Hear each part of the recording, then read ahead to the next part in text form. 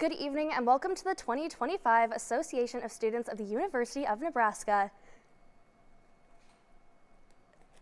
My name is Hayden Hudson and I am a culture reporter for the Nebraska Nightly, and I will be your moderator this evening. I am also a Nebraska Nightly lead. Based on ASUN's rules, campaigns must win at least half of the vote or by a 10% margin. Neither tickets reached that point in the original election. Because of that, there will be a runoff on April 8th and 9th. Tonight, we will hear from the executive candidates from both Ascend and Catalyst. Rules for the debate are as follows. Tickets will speak in alphabetical order, starting with Ascend and following with Catalyst. Candidates will be allotted 5 minutes for opening statements.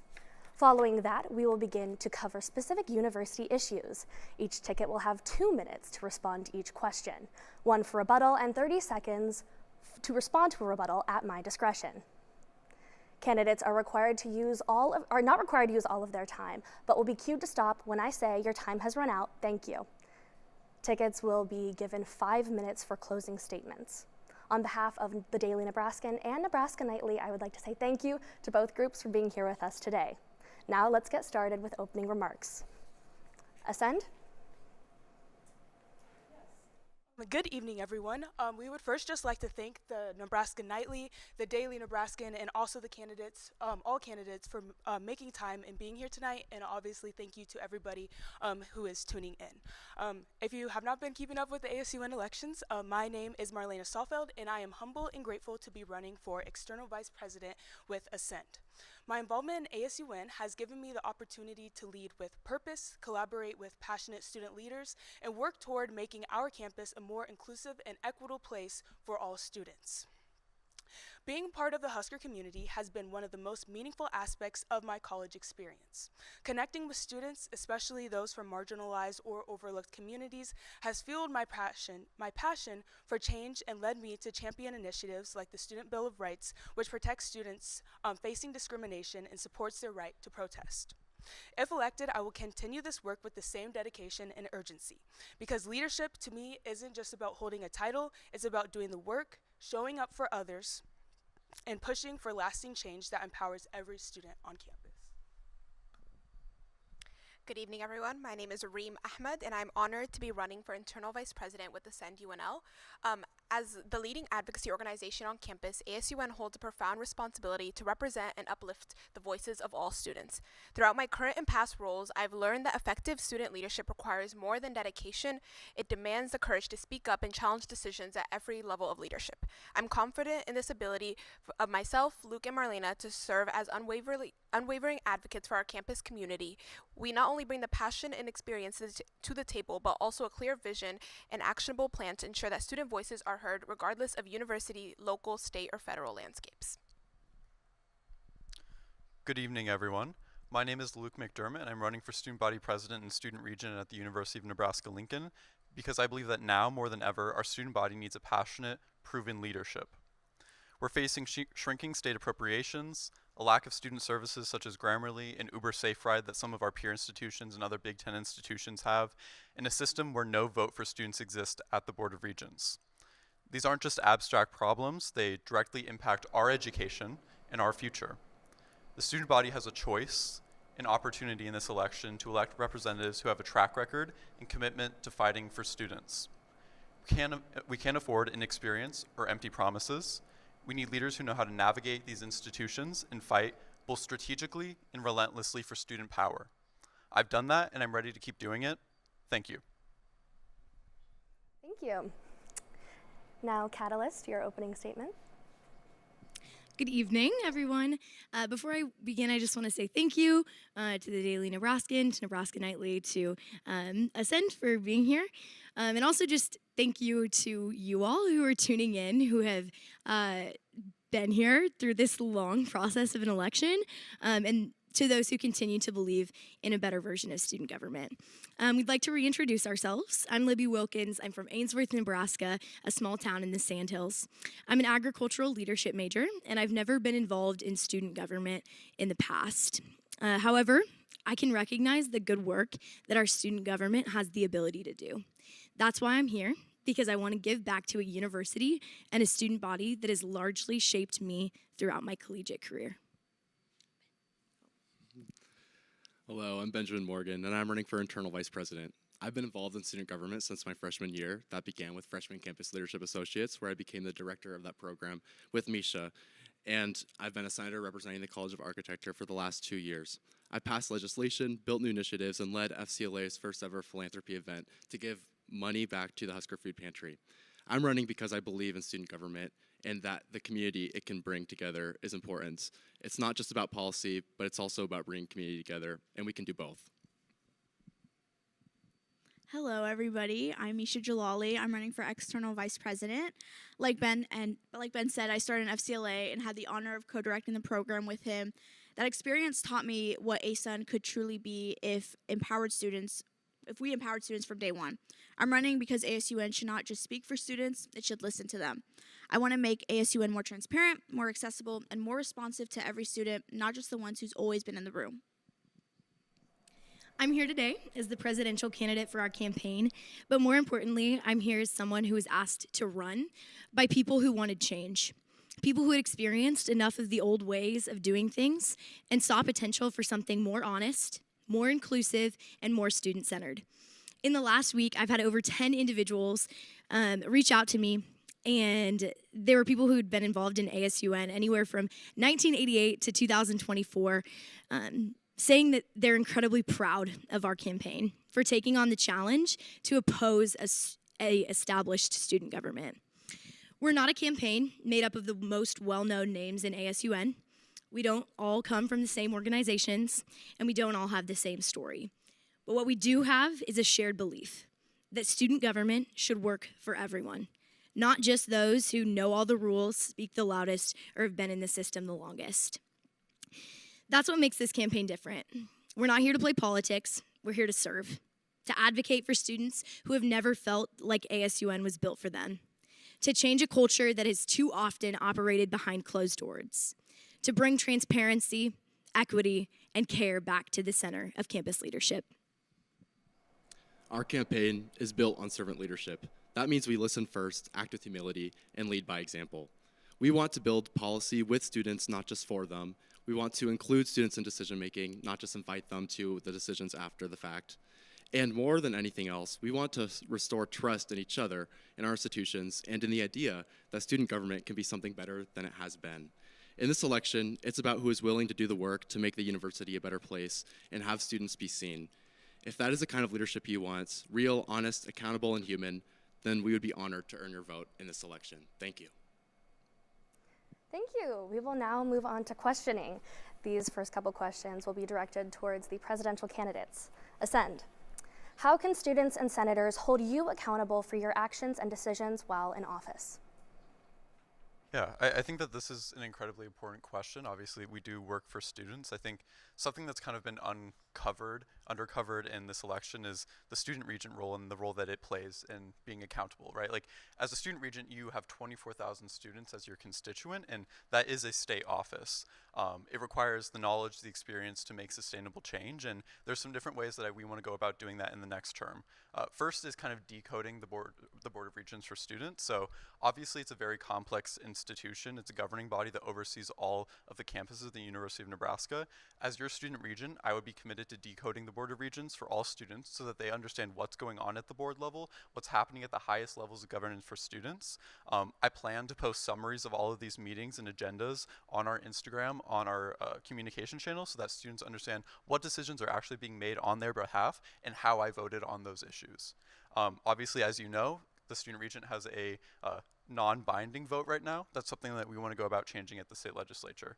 Second, and this is more directed towards senators and also for students, is an RSO President's Roundtable and an open door policy for students. So we understand it can be intimidating to email an executive. We understand it can be intimidating to go to Senate, the open forum, to speak to us.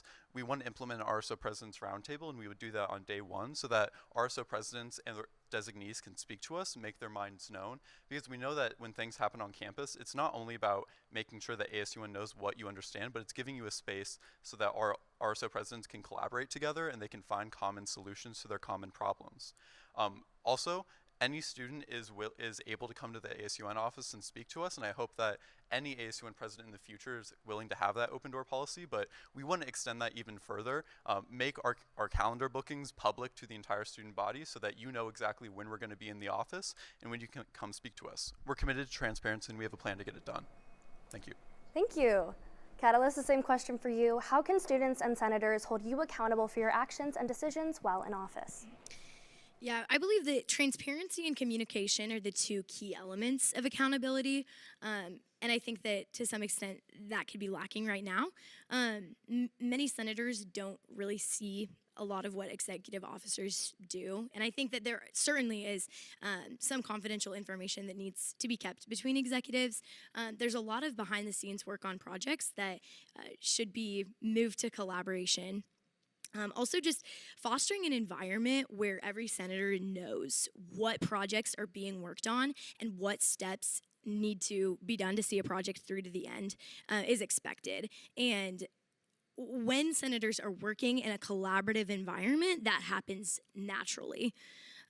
Not only that, but I think that students are expected to hold the student regent accountable. And something that I think is great is we're at this point in time where student government it's a hot topic on campus, right? More people know about student government than have in the past several years, and we will have more students holding us accountable. And so similarly, we have an RSO Leadership Summit. That's one of the ways that we would want to engage with leaders of registered student organizations across campus. But beyond that, I think it is essential to be available to the student body by being involved in campus events and also just around campus.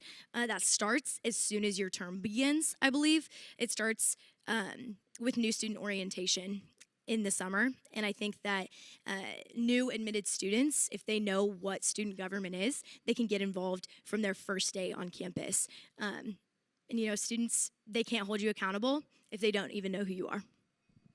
Thank you. Ascend, you have 1 minute for your rebuttal. So I think that something that you mentioned that I really do agree with is making sure that senators, but not only the entire public, knows about what's going on in ASUN. It can be incredibly difficult to understand, what are the projects that are happening, and that's why in our term we created the first comprehensive project management system for ASUN. It used to be the fact that senators would just track everything on an Excel spreadsheet, and that was obviously very unsustainable for the organization. So we created a complex database in our term called Airtable that allows for all senators to see all the details on every project that's happening in ASUN. This is not only a resource for students, for senators, but also for future administrations so that they can know what's happened before. Our commitment is that in our next term, we're going to find a way to make this publicly accessible for all students so that they can easily navigate all the projects that are happening. Currently, the public-facing area for students is our SharePoint. That's hard to navigate. We're committed to taking a next step of what we've already done and making sure that the Airtable is navigable and available for students. Thank you. Thank you. Catalyst, you have 1 minute for your rebuttal.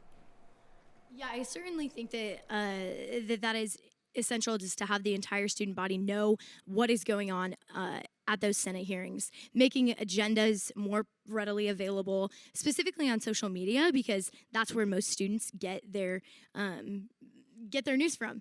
And so that is absolutely critical. But also, I think that Airtable, from what I've heard, is extremely hard to navigate, and also just fostering an environment for collaboration. This is something that we talked about since the beginning of our executive team coming together. Is we need to have senators who can all collaborate on one bill together, because nobody can effectively start and finish a project without help from the people around them. And we think that collaboration is the best way to make that happen. And Benjamin has a lot of great ideas for how to do that as internal vice president too. Moving on to our next question. What are ways you would effectively engage with administrators and legislators to advocate for student voices? Ascend. Working with administrators, especially senior administrators and legislators, is all about understanding what their incentive structure is, right? Everyone goes into their jobs with a goal, with values, with aims, and building those relationships so that we can understand what those incentives are is something that's really important.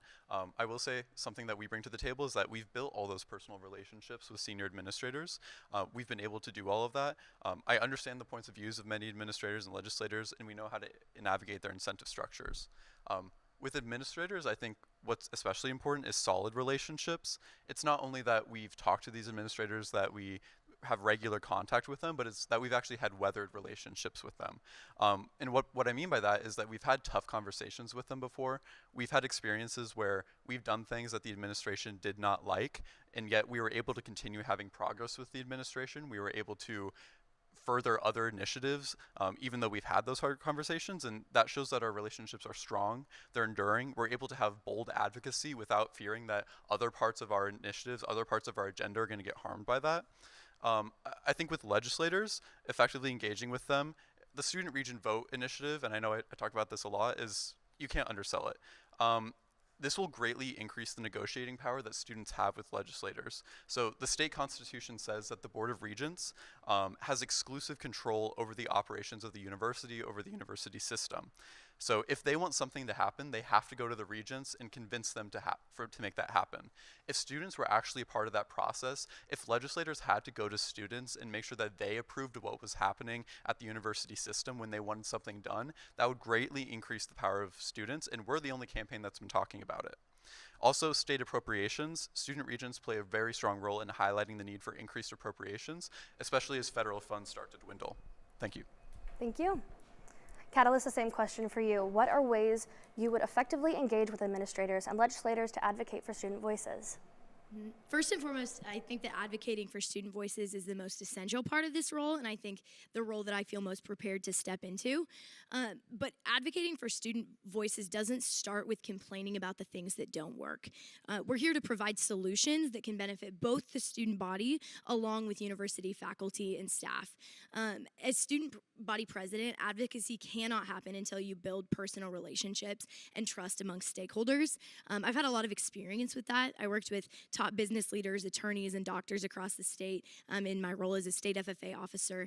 And the thing that you learn first in that role when you're having conversations with key stakeholders is that you have to start with genuine conversation. You're not pushing an agenda, you're building bridges. And from there, a stakeholder wants to listen to you. And that's the persuasive power that a student regent has. When it comes to legislators, I think that the student body president, like I said, they have persuasive power, and testifying on behalf of the student body in hearings is something that I would plan to do, as well as working alongside the government liaison committee chair. So our presumptive government liaison committee chair has a wealth of experience and knowledge working with bills and legislative hearings, and her leadership in that committee would be extremely helpful. I also think that, it's not necessarily essential for the student regent to be pre-law, to be poli-sci, right? But instead, it's necessary to have someone who can build solid relationships with administration, with state leaders, and someone who can genuinely care for the students of this university. Thank you. ASUN, your response?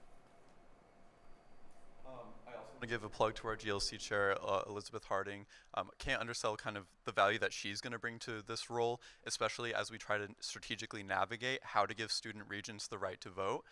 Mobilizing everyone within ASUN, not only the people within GLC, but also senators who come from all parts of the state, so that they're speaking to their state senators, and we're making sure that our focus is on this.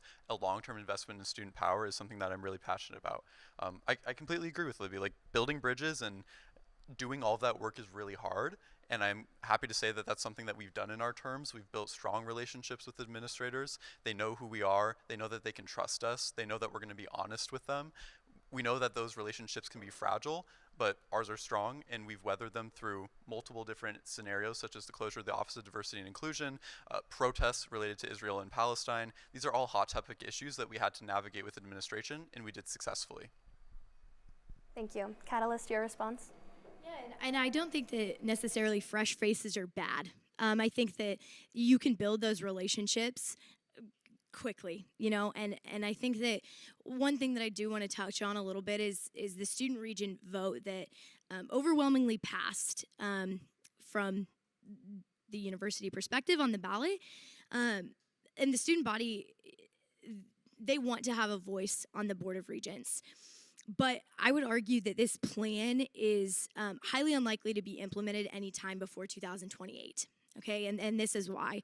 I think that you must first go to other student bodies, so UNK, UNO, UNMC, and agree that a plan of action is needed amongst all of the student regents.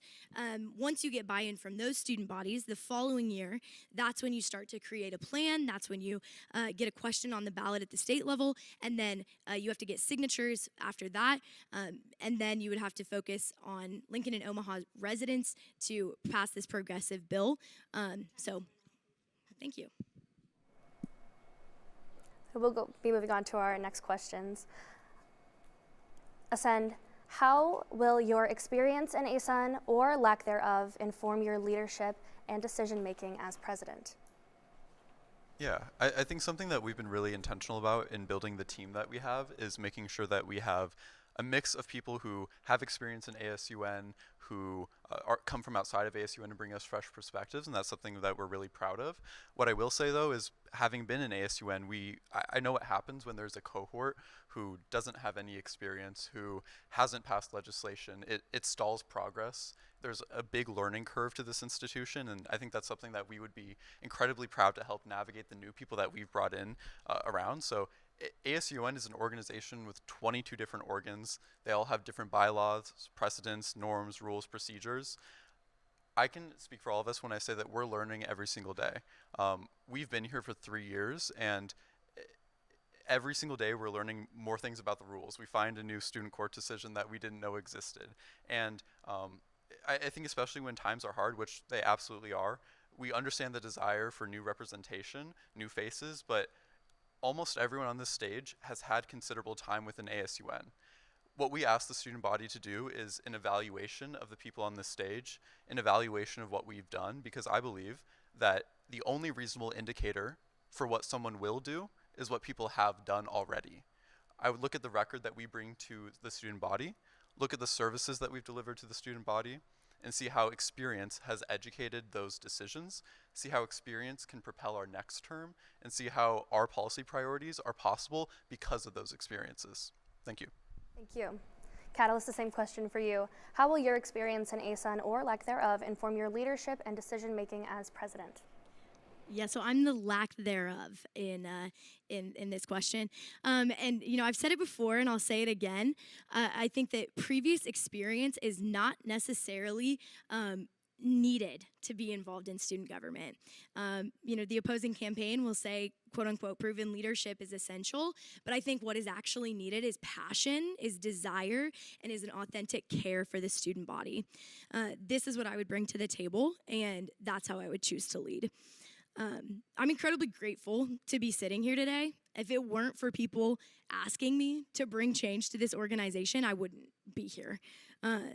So I sit here and I advocate for the rest of the students who didn't know about ASUN. I advocate for the students who care deeply about our university and the people it serves, but didn't know that this was a way that they could make change.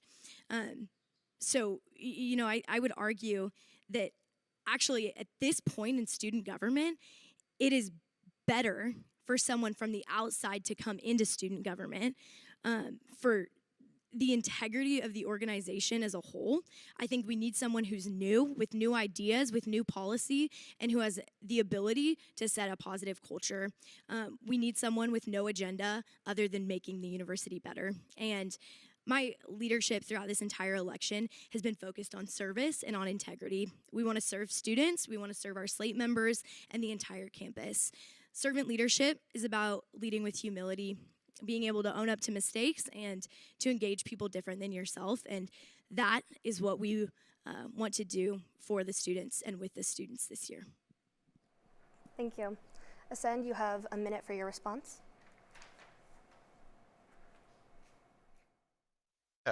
Again, I think your completely correct. There's no bar for anyone entering student government. I think we welcome people from all parts of campus in all of our different parts of the organization.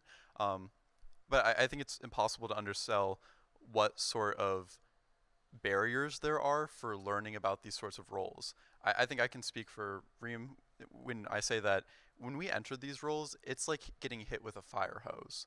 You are learning so much about the governance of the university system. You're learning so much about the roles. You're learning so much about the history of ASUN. And this is despite the 2 years of experience where we actively were trying to learn all those things. I believe that anyone can be in student government, and I believe that anyone can be elected to the student body president role, but I believe that the challenges that we're facing right now and the initiatives we want to push require experience. I think we are in a unique opportunity to push something like the Student Region Vote Initiative, and that's going to require experience, and that's what we bring to the table. Thank you. Catalyst, your response? Yeah, so that is actually one of the reasons that I've set aside right now 25 hours per week throughout the summer to learn, to experience things, to get my feet wet, and to learn. But I think that something that I've heard a lot of is that people are often scared to be involved in student government because there are 22 different organs and they all have their own governing body, and it seems like it is so challenging. But at the end of the day, we have senators in our campaign who recently got elected who are, at-large senators. They've only been in Senate for a couple months, and they've picked it up. They've picked it up fast, and they're able to make a change in student government for the better, and that's what we would plan to do. Thank you. Our next questions will be directed towards the IVP candidates. Ascend. When you reflect on last year's executive team, what was done well and what could be improved? Yeah, absolutely. As a current member of the executive team, I think something that we did really well was kind of dealing with large-scale university changes.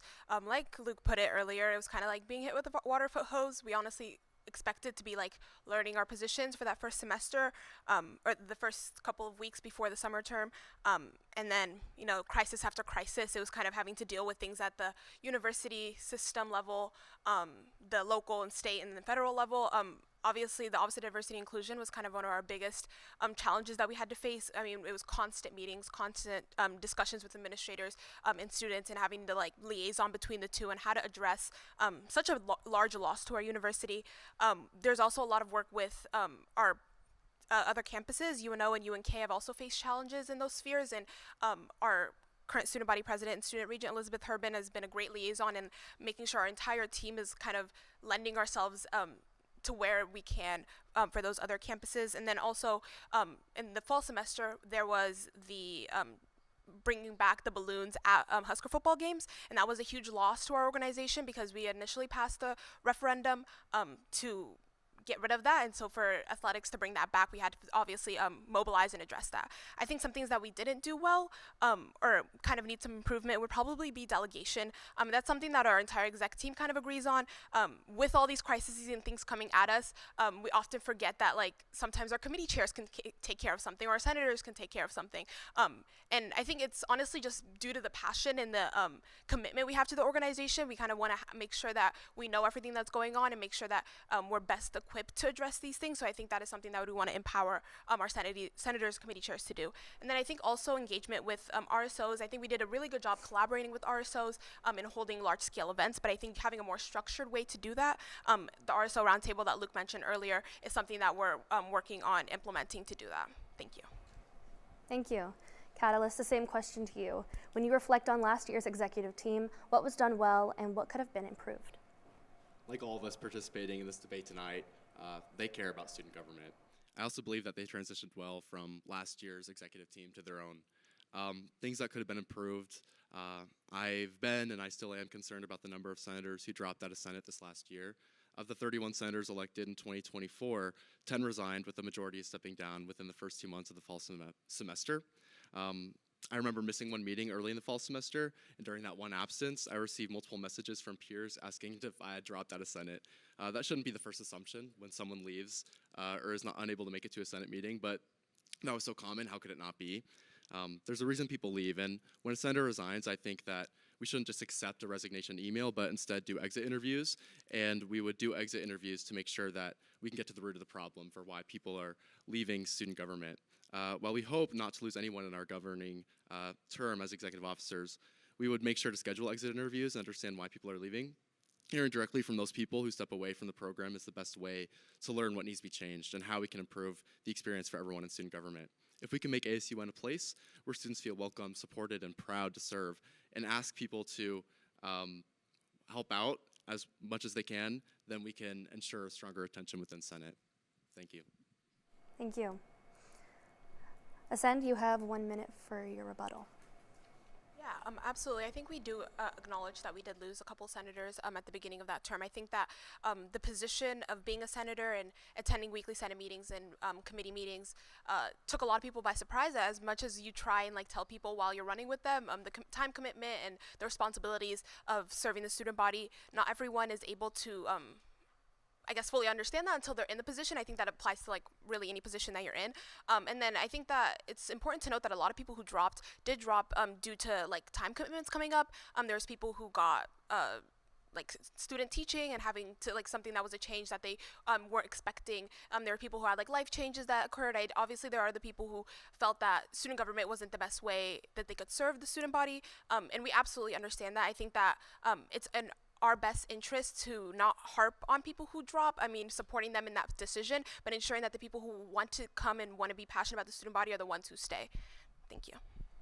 Thank you. Catalyst, you have 1 minute for your rebuttal.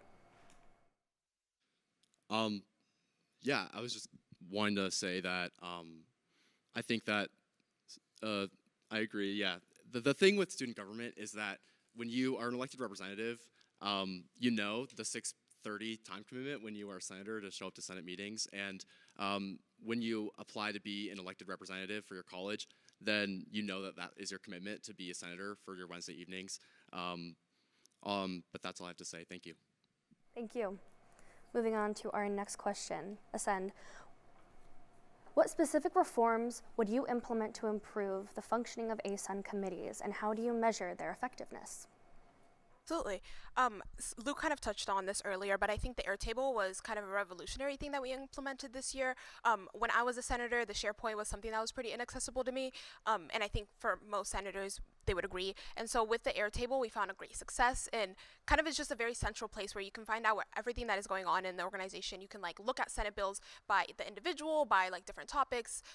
It's a very easy way, if you're internal to the organization, to understand what's going on, and it's kind of the first place, is this something that's happening already? You kind of check the Airtable. So that was kind of our pilot program, trying to test it out, see if that is something that works. And in our next year, if elected, we'd obviously hope to publicize that so the student body is also able to look at what are things that are happening in the organization, what are different topics, areas that are being covered. If I have a concern, who can I go to who's kind of someone already working on that sort of legislation or projects. And then also with that, it kind of comes with metrics. You can kind of look at the Airtable and see what each senator is doing, and how many projects they have open, how many projects have gone to the legislative stage and passed. And so we'd also want to publicize that so people can see who is their representative for their college, and then also who is representing them effectively as their constituent. And then finally, just kind of empowering involvement of at-large committee members. So committee members cannot pass legislation on their own. They can obviously work with the senator on that. We found there is a lot of committee members who do that, but I think that ensuring that as internal vice president, empowering the committee members just as much as us, our senators, there's a lot that they can still do, and kind of doing that collaboration that we've been hearing a lot during this election season. We found great success in collaboration already, and honestly, just you kind of go to a committee meeting and you see that there's common interests. That's where collaboration grows, and ensuring that our committee members feel just they have just as much autonomy over their decisions as our senators do, and that will kind of lead to more productivity in the committee as a whole. Thank you. Thank you. Catalyst, the same question to you. What specific reforms would you implement to improve the functioning of ASUN committees, and how would you measure their effectiveness? I want to create an environment where there's more collaboration on projects within committees. Currently, the expectation for all senators is to work on your own personal student-led project, which can be super overwhelming. I think that by collaborating with your committees, we can divide and conquer and create more tangible, impactful legislation. Further, it can be difficult for committees to meet. The expectation is for standing committees to meet outside of our Wednesday Senate meetings. every beginning of the semester, the committee updates are, we're still trying to find a meeting time. And one thing that I think that we can fix to make our committees more effective is by shifting the times when committees meet to 6:30 on Wednesdays before we have Senate meetings, and make our Senate meetings 7 p.m. so that way committees meet for 30 minutes right before every Senate meeting, so that way we can have more actionable goals being discussed every week, and we can ensure that we can keep more of a pulse on what committees are working on, and we can talk about the different initiatives that all the committees are working on right before our Senate meetings. How would we measure this? I suggest a framework like OKRs, which stands for Objectives and Key Results. These are key objectives that we would want to accomplish within each committee, and the goal-setting framework would use, this goal-setting framework would allow for committees to have definable, measurable goals, and we can track each committee's outcome. And this will help us be more transparent, and we can share each other's OKRs to hold one another more accountable. Thank you. Thank you. Ascend, you have 1 minute for your response. I don't think there's ever an expectation that a senator needs to work by themselves on projects. I think that something that we encourage is to work together. When we even recruit people for our SEG, or when we're having people interview for at-large positions, a big thing is that there's a lot of overlapping ideas. You know, it's kind of hard to reinvent the wheel in student government. This has been going on for decades now. And so we always encourage that people work together. And honestly, if you're just having trouble thinking of an idea, or having trouble working on a project, one of the first ways to problem solve that is to maybe reach out to a fellow senator or a committee member who may be of interest in the same topic area. So I think that collaboration is never frowned upon in student government. It was never frowned upon in our current executive team, and we kind of we ask the senators to take it upon themselves to kind of find the person that they want to collaborate with, and if they come to us with troubles, then they can always ask the speaker, we know this person is already working on this project, maybe you want to work with them. But I do think that it takes some autonomy to kind of work on that collaboration, and yeah, thank you. Thank you. Catalyst, you have 1 minute for your response. Yeah, I think that right away in the beginning of the new term, we would just encourage every senator to work in a team right away instead of just, okay, come up with your own project. And if you can't come up with something, then you can pair up. The reason for this is because I feel like there's a lack of legislation that we saw in the fall semester. And I think that we can create more tangible impact if these standing committees work together, and we can create at least 1 or 2 projects within each committee each semester, so that we can see more goals happening, as opposed to now senators in the spring semester are finally coming up with projects, and they spent the whole fall semester kind of trying to work on that kind of stuff. But yeah, that's the purpose of enforcing the expectation that committees work as a teams instead of as individuals. Thank you. The next 2 questions will be directed towards the EVP candidates. Ascend. How would you meaningfully engage with student organizations to ensure informed decision-making when it comes to fund allocation and advocacy? This is a great question, thank you. One of the biggest issues that we have seen in ASUN is the lack of direct communication with student organizations. Right now, most of that responsibility falls on SLICE, and this has created a disconnect between ASUN and RSOs that we support. Kind of like what Luke and Reem have both mentioned, is Ascend is committed to having an RSO President's Roundtable. So again, on day 1, we will pass legislation to make sure that we are giving RSO leaders a consistent space to talk about what is going well, and then also being able to hold us as the executives accountable and saying, this is a challenge that my RSO is facing. What can and will ASUN do to help support us through this challenge?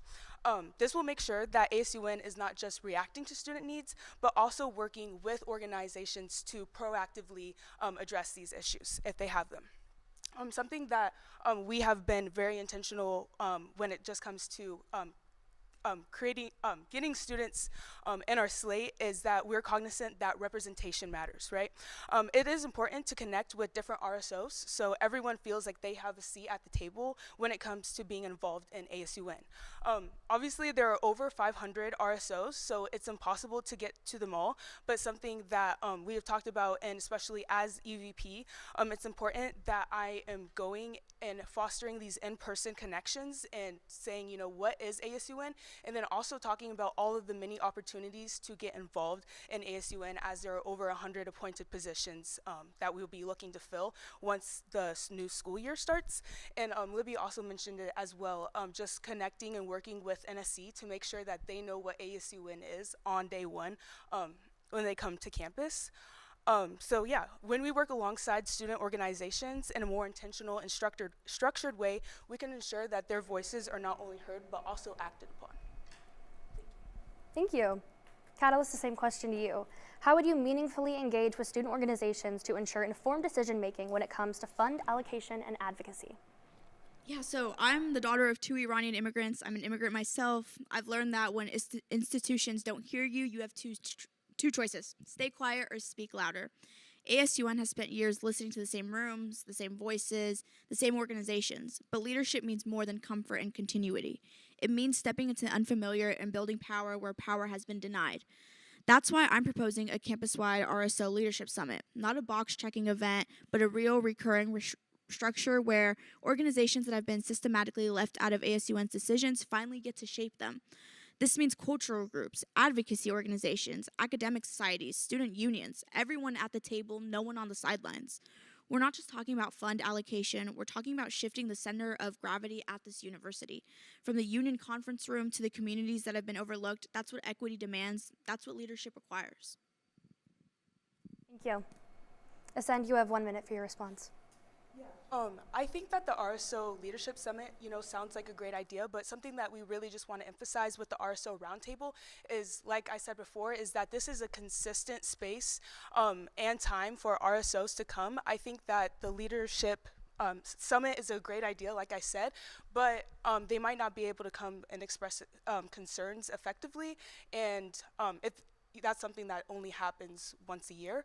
Something that we have also been intentional about when we created our slate as well is just making sure that we are representative of all students. Like we mentioned before, we have over 80 student organizations that were represented in our slate, and I think that something that Luke and Reem and the rest of the current exec team made a point is to make sure that ASUN reflects everybody on campus and not just certain people as well. So making sure that it's diverse. Thank you. Catalyst, you have 1 minute for your response. Yeah, so problem that you touched on was if they can't come or if they're too scared, we want to go to them. That's what we've done during campaigning. We don't want students to come to us. We want to come to them. So, we would organize, see who hasn't show up to a roundtable, who hasn't talked to us. We go reach out to them. I would love to do that. That's what I've been doing throughout this whole campaign. I just wanted to touch on, why didn't the current EVP do a roundtable if this is a huge, current thing that you guys want to do? You have 30 seconds for your response. Yeah, I think that this is something that became really evident to us. Obviously, as we come into this role, go through the fall semester, the need for an RSO President's Roundtable really didn't become clear until probably December or so. I think it's a great idea. I think it's something that we should implement. But obviously, there's only so many things that you can do. I think I've done great work as an EVP. The Grammarly program, New York Times program, starting the Uber program, a student marketplace that's coming out. I'd say I've had my plate pretty full, but this is something that we're committed to doing this next term. Thank you. Thank you. Catalyst, you have 30 seconds for your response. I just want to make sure that students, Luke has done a great job as EVP, but we really want to make sure that we are going to the students. We serve the student body. They shouldn't just come up and ask us questions. We need to go to them, and that's what Catalyst stands for. That's what we represent, and that's what we've been doing since the beginning of our campaign. Thank you. Our next question is, what formal mechanisms would you create to gather feedback from students who aren't typically engaged with ASUN? Yeah, I think everybody sitting up here and obviously everyone in ASUN can agree that ASUN needs to be more visible and better connected with students who aren't typically engaged with us. Oftentimes when we are gaining feedback, this is through a survey and then kind of like we've been talking about, pushing things out on social media and increasing our social media presence. And while I think that these are both very powerful tools, I think that true engagement starts in person. Just as someone who's in a multitude of RSOs, I am able to recognize the importance importance of having those face-to-face conversations. When I want someone to join my organization or vice versa, if I'm looking to join an organization, just being able to build those relationships off the bat and see the type of people that are already involved in that organization is extremely important. I think another way, I think something else that we could do to gain feedback is, if elected, have senators break off into their different colleges, and they can brainstorm ways to connect with people specifically in their college. This would just give students another person that they can go to within ASUN, and this would also help senators. This would also help. Senators come up with their own legislation and ideas of things that they want to pass while they serve as their time in senator. So I just really think that it comes down to creating a culture where students know that ASUN is there to support them and advocate for their needs through the feedback that we receive. Thank you. Catalyst, the same question to you. What formal mechanisms would you create to gather feedback from students who aren't typically engaged in ASUN? For too long, ASUN has governed for students, but not with them, not side by side. It's time to end the era for student government that speaks into a megaphone with never stopping to listen. The most powerful feedback doesn't come from surveys or Senate speeches, but it comes from students who've been left out for years and are long overdue to be heard. That's why Catalyst is proposing 2 structural solutions. First, a student perspectives liaison team made up of students we rarely bring into the room, commuter students such as myself, grad students, students who are disabled, student parents, international students, people who've lived on the edge of ASUN's visibility and now deserve to be at the center of our attention. Second, a campus feedback week where ASUN leaves the boardroom and goes to the people. No more waiting for students to come to us. We'll meet them in the dining halls, the dorms, the libraries, the courtyards, just like we've been doing for this whole campaign. Because if you're not willing to go to the margins, you have no business claiming to lead the center. This isn't about performance, it's about transformation. And if we want to serve every student, we have to listen like every student matters. From day one of this campaign, we've been dedicated to meeting with SLICE, with administrators, and with student leaders from every part of campus, making sure that our campaign was rooted in how best to serve the student body. Thank you. Ascend, you have 1 minute for your response. I think that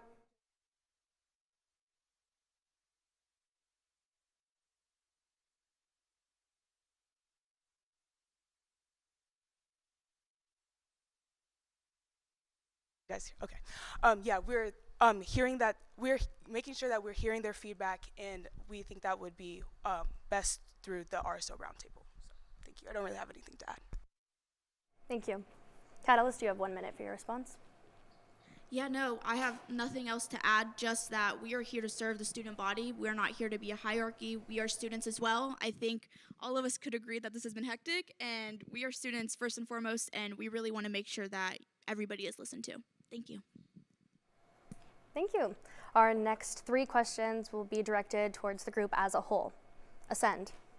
Given the current political climate surrounding DEI programs, how would your team navigate potential conflicts between student body interests and directives from the Board of Regents or state government? Absolutely. I think this is something that our team already has a lot of experience in.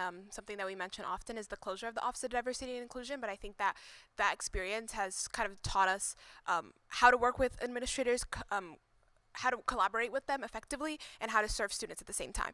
First, student-centered advocacy is going to be the most important way to kind of navigate this new landscape. Prioritizing student voices and making sure that we're engaging consistently with student organizations, kind of back to the RSO roundtable, and ensuring that their concerns are not only documented but represented at all levels, especially the regent level. So with Luke being the student regent, he can kind of bring those voices to the forefront.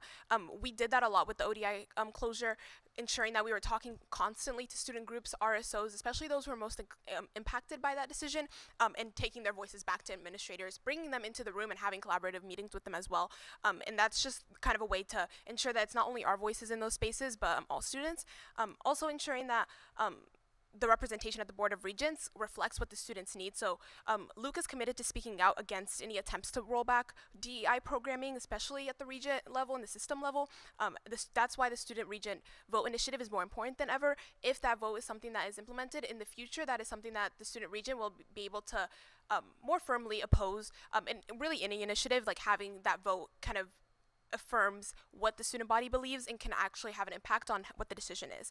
And then also ensuring transparency. We want to make sure that all changes that happen, even small ones, at the regent level are communicated back to students. So back to what Luke touched on at the beginning, ensuring that the meetings that he attends are shared back and publicized on our website, on Instagram, other communication channels. And then also accountability. So we want to ensure that we know that the regents in the system and the administrators have to follow the law at the end of the day, but ensuring that overcorrection is not happening, and ensuring that they stay accountable to their students and to the people that they are serving. And so that is kind of our biggest role as the liaisons of the student body.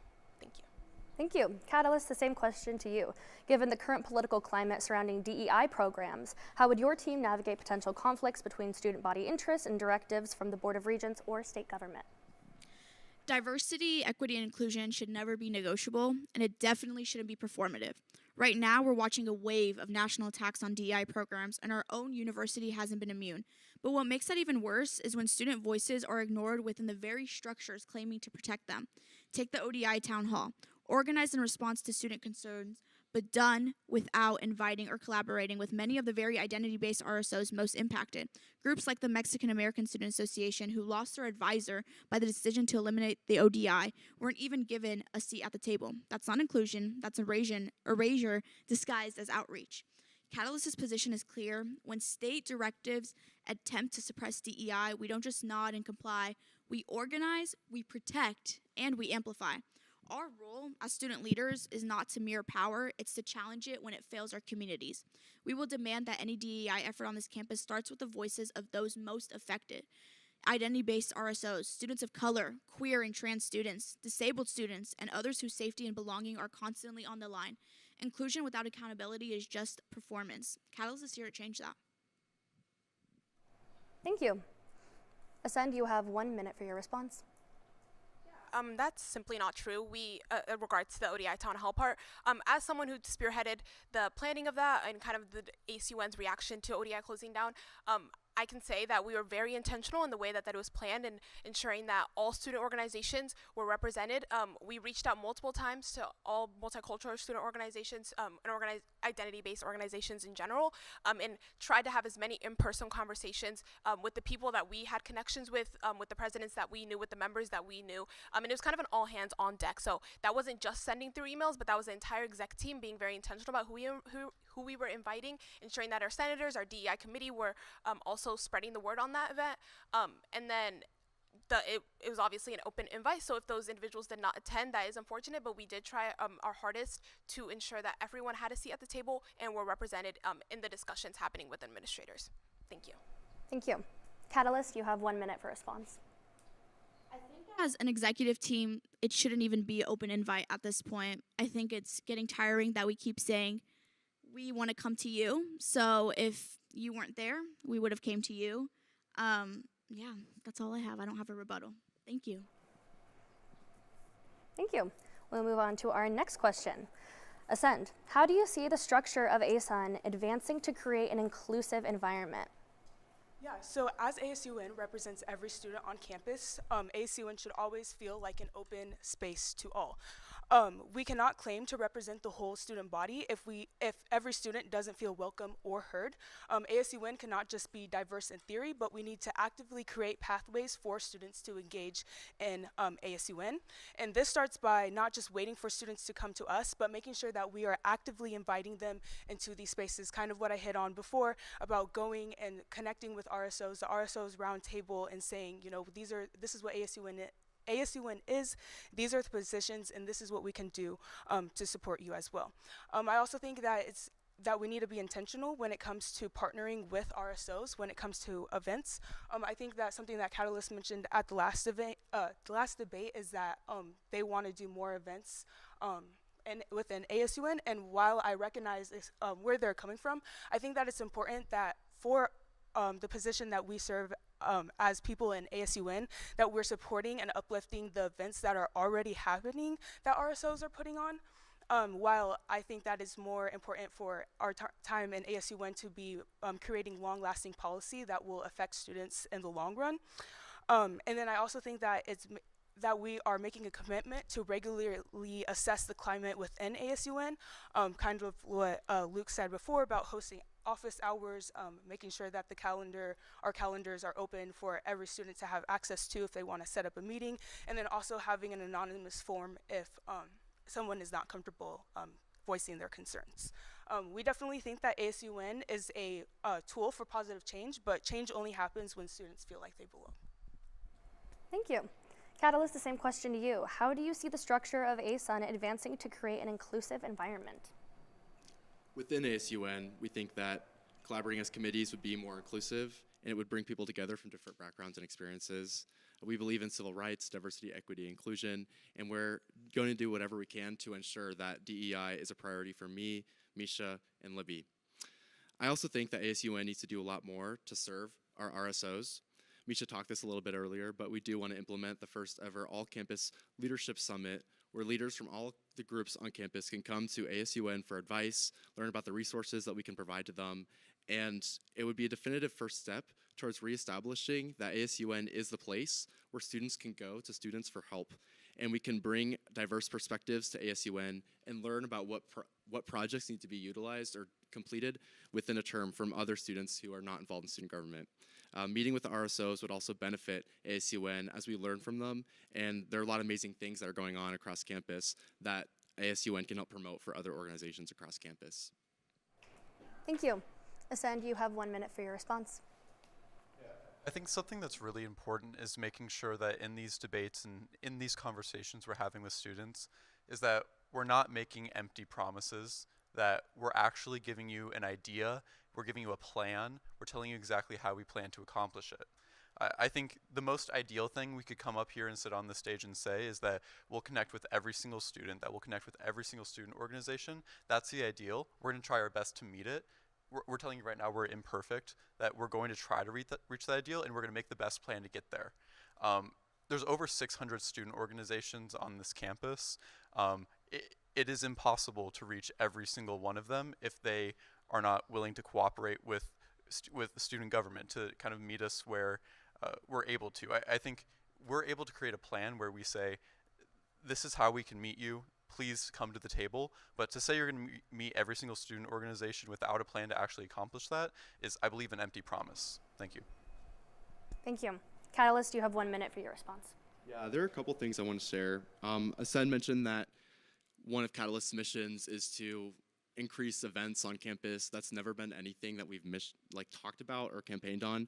Our mission is to revitalize events within ASUN, Earthstock, the big event, Homecoming. Those are things that we definitely want to work toward, but not about creating new events on campus.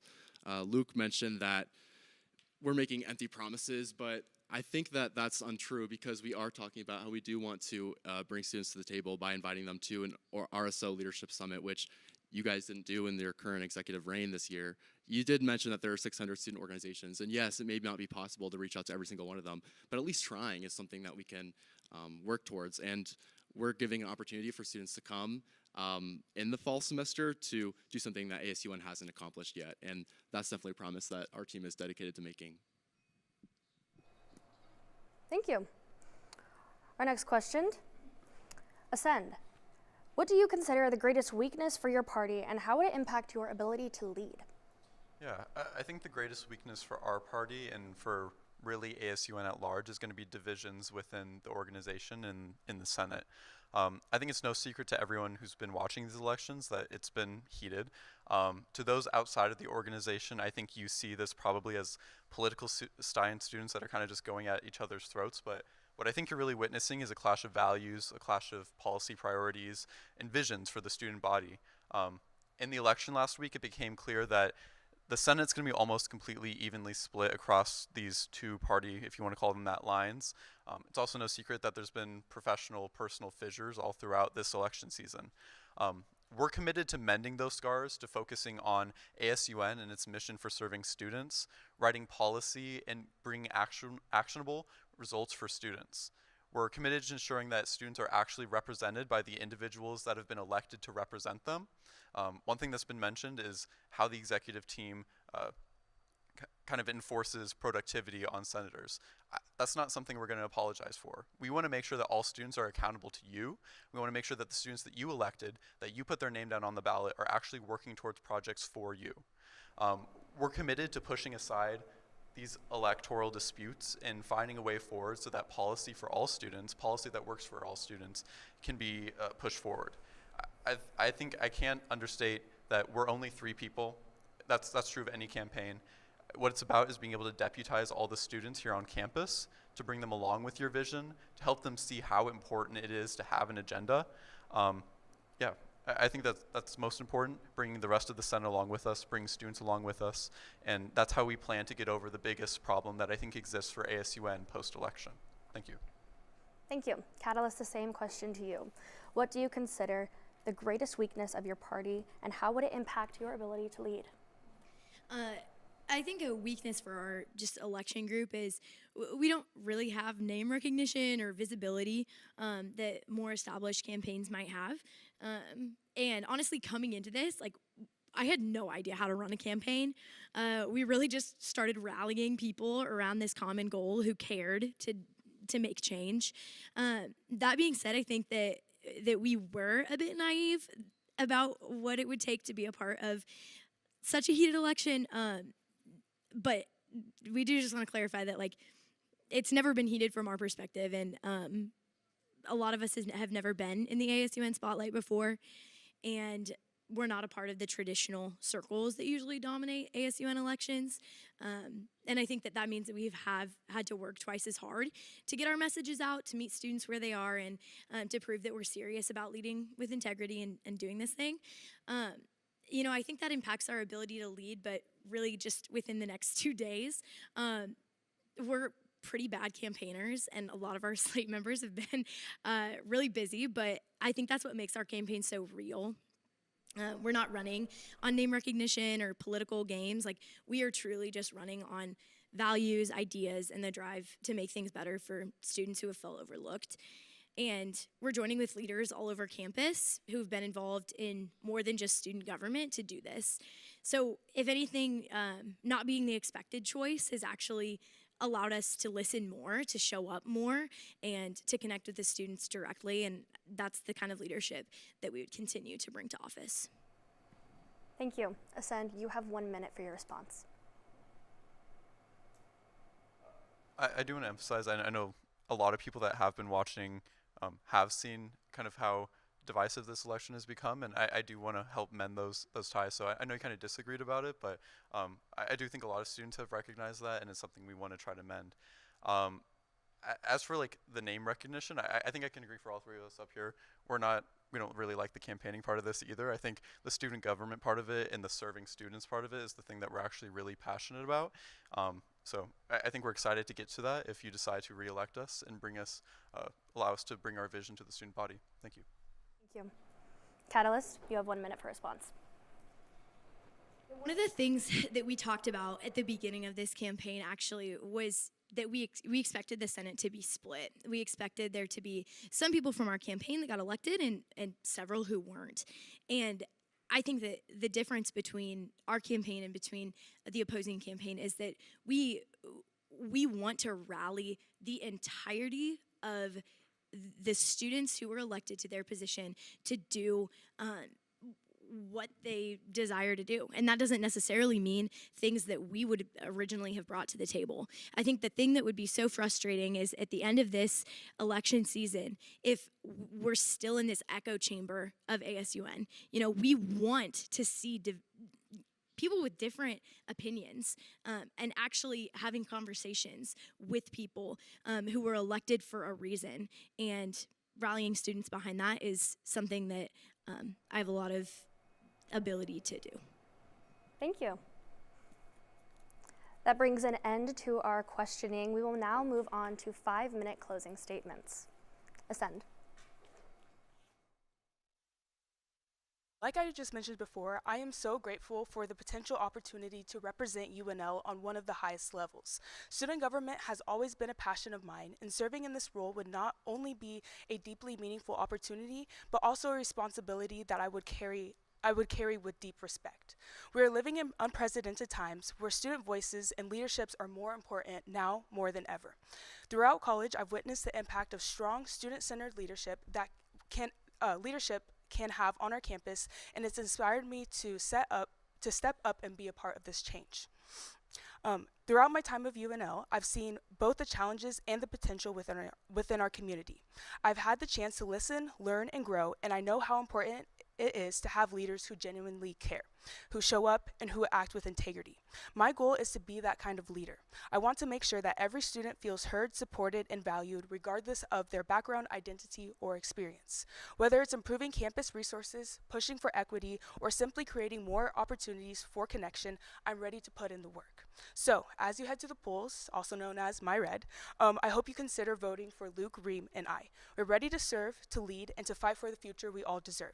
Thank you for your time, your support, and most importantly, your belief in what's possible. She put that really well, so I don't want to take too much time, but I think that it's been a very long election season. I think that there's been a lot of visions of what student government can be, what student government is, and what student government eventually will be once we finally can close up this election season. I think that passion for serving the student body is central to why any of us are here, why any of the senators and committee members ran in this election, and I think that ASUN has done a great job of showcasing that passion for the student body, showcasing the passion for over 80 student organizations that we represent and the communities that we represent. That is why essentially I'm here, is to give back to the communities who've given so much to me and poured so much into me, and advocating for them at the highest levels of leadership. We're passionate about students, we're passionate about ASUN and the work that we have been able to do and are able to continue to do if elected. We hope that you all can consider casting your votes for Ascend UNL tomorrow and Wednesday in My Red. Thank you. I think one thing that has kind of been thrown around in this campaign is the word establishment. We've been framed as the establishment campaign. It's been said that we are the existing power. I think I kind of want to reframe that a little bit. I think we're students, first and foremost. Reem, have only been executives for less than a year, 300 days. I think really we're not the establishment, we're just students who care, and we're students that actually have a track record of showing that we care. A track record of showing that we actually are going to work for students. And I said this before during this debate, and I think it's true. The only way that you can tell what someone will do is what they have done. So I would implore everyone to go back into track records, see what we've done. I think we're also people that really believe in the student voice as a tool of power. I kind of think back as my time as a history major. The Vietnam War showed that through collective action, students can build pressure, forcing politicians and institutions to respond. If we use our voice effectively, we're really able to harness power, we're able to hold leaders accountable, shape public opinion, demand change. I often look back into history when I'm trying to understand what's possible in the present. In my research about ASUN, I've been inspired by the moments where students refused to accept how our system was structured and fought for change. From the control of student fee dollars to the creation of the student regent, they built real power. History isn't just something that I study, it's something that I bring into every component of how I advocate, and it's something that I think is essential to understanding how we plan to advocate in this next term. Change doesn't just come from waiting, it comes from students who are willing to raise their voices, challenge authority, and demand something better. That's what we've presented to the student body. It's something that we actually have a plan to accomplish, because change also doesn't come from empty rhetoric or empty promises, it comes from a plan and an agenda. Our opponents here have said that they're not coming into student government with an agenda or a plan. We are. That's something that we've learned in our past terms, is what we can accomplish, what's possible for students. We have an agenda, it's public, it's something that we are committed to accomplishing, and we have the experience to get done. So we're Ascend, and we hope that you do vote for us on April 8th and 9th in the runoffs, and thank you. Thank you. Catalyst, you have 5 minutes for your closing statement. As we wrap up tonight, we want to thank you again for your time, your attention, and your willingness to engage in something that truly matters, the future of student government at the University of Nebraska-Lincoln. This campaign hasn't been easy. It's taken a toll not just on us as candidates, but on our entire slate. It's come with real challenges, some expected, some not. But what's kept us going is simple. the students at the University of Nebraska-Lincoln. The students who stopped us on the Union Plaza and said, "I've never voted in one of these elections, but this time I will." The students who've DM'd us saying, "I didn't even know what ASUN was until now." We hear you, and we're with you. We are catalysts, and we're running not just to win positions, but to transform what student government can be. We're excited about the elected Senate, a diverse group of people with experiences from different backgrounds, and we hope to unite them with a shared mission to lead through service, act with integrity, and create a system that actually works for students. We are proud of our 5 pillars: servant leadership, transparency, engagement, advocacy, and rebuild. We know that these are not just buzzwords that create change, but people do. People show up to conversations that aren't easy. People won't back down when things get uncomfortable. People who show up that are real leaders can make sure that we can get change done and be held accountable, being present and being willing to grow. Throughout this debate and throughout this election, hopefully you've heard our plans.